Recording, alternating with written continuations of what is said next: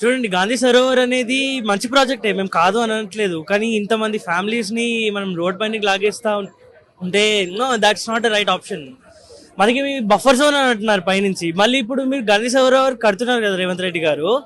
మరి అది అంటే నాట్ ఓన్లీ గాంధీ, ఇప్పుడు మీరు 5 స్టార్ హోటల్ అవన్నీ కడుతున్నారు కదా, అవి బఫర్ జోన్ కిందికి రావా?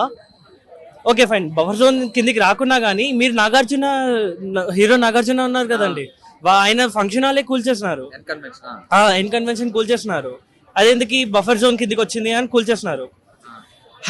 అంత పెద్ద మనిషిదే కూల్చేస్తున్నారు అంటే మాది పెద్ద లెక్కనా? సార్ మీరు ఇప్పుడు కట్టేది అనేది ఇట్స్ గుడ్, అంటే మీరు ముందు నుంచి హైదరాబాద్ ని ఒక టూరిస్ట్ స్పాట్ గా మారుస్తున్నారు అనేది it is good for Hyderabad as well as India. ఒకలాంటి టూరిస్ట్ స్పాట్ ని యూనో చేస్తున్నారు అనేసి. కానీ ఇంతమంది ఇల్లుల్ని కూల్చేసి టూరిస్ట్ స్పాట్ చేయడం అనేది that is not a tourist spot, that's a terrorist spot. అంటే ఇప్పుడు ఇంతకు ముందేమో గాంధీ సరోవరం కడదాం అనుకునే, తర్వాత దాన్ని మార్చేసి మీరు అందరూ తిరగబడ్డారు అని చెప్పి దీన్ని మూసి కింద బఫర్ జోన్ లో ఉందని చెప్పి తీసుకొచ్చినాడు. అంటే మాటలు మారుస్తున్నారు కదా, ఎట్లా ఎట్లా చెప్తారు సార్? కొంతమంది 1,00,000 సార్లు మారుస్తారు సార్, కానీ the truth isn't like that. ముందు 8 meters 9 meters ఉంటుండే బఫర్ జోన్. నాకు పర్ఫెక్ట్ డాక్యుమెంటేషన్స్ ఉన్నాయి, అన్ని ఉన్నాయి.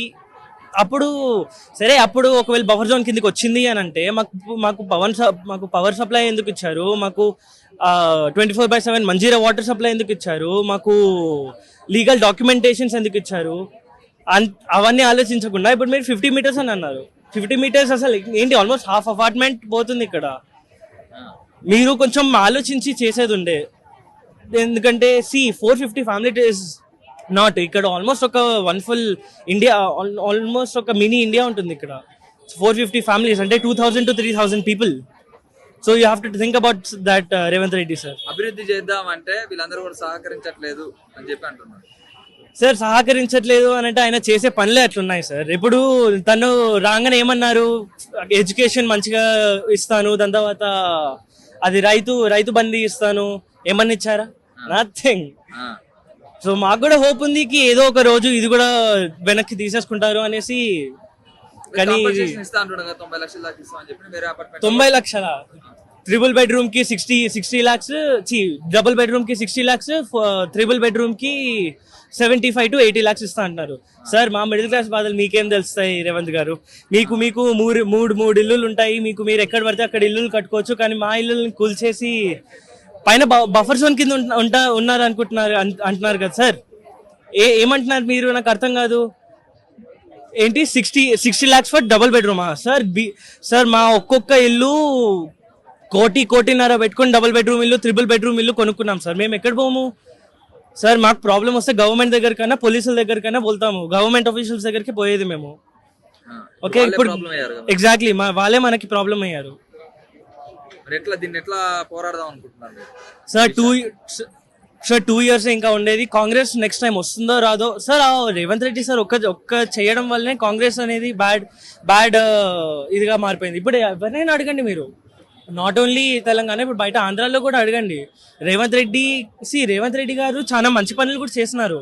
అలాని చెడ్డ పనులు మంచి పనుల కన్నా ఎక్కువ చేస్తున్నారు.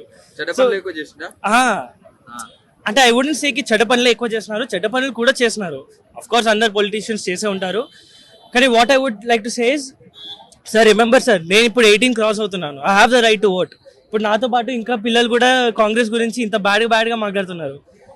నెక్స్ట్ టైం మీకు ఓటు వస్తా అనుకుంటున్నారా? No chance. అదే ఒకవేళ దీనికి ఒక మంచి కంపెన్సేషన్ ఒక 1.5 నుంచి 1.5 CR దాకా ఇచ్చారనుకోండి, we can think of it. ఎందుకంటే మీరు నాట్ ఓన్లీ ప్రజలకి మంచి చేయకుండా వాళ్ళ లోన్స్ అయినా కానీ, ఒక మిడిల్ క్లాస్ బాధలు అయినా కానీ మీరు హ్యాండ్ ఓవర్ చేసుకుంటున్నారు. Which is a good.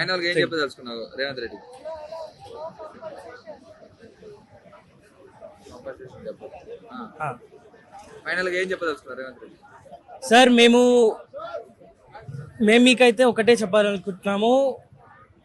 we are not gonna give you our homes, okay, just for the sake of Gandhi Sarovar.